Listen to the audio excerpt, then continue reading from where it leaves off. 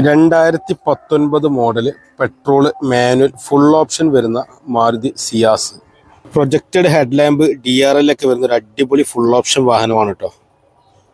നല്ല വൃത്തിയുള്ള ക്വാളിറ്റി ഉള്ള വണ്ടിയാണ്. ഫോൾഡബിൾ സൈഡ് മിറർ, കമ്പനി അലോവിയിൽ ഒരു 50% ഓടുള്ള ടയറൊക്കെ വരുന്നുണ്ട്.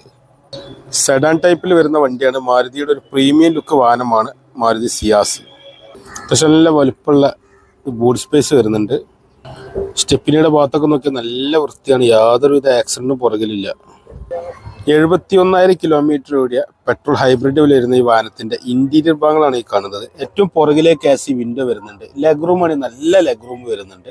സീറ്റൊക്കെ എന്ന് പറഞ്ഞാൽ നല്ല പ്രീമിയം ലുക്കിലാണ് സീറ്റ് വരുന്നത്. ആംറസ്റ്റ് വരുന്നുണ്ട്.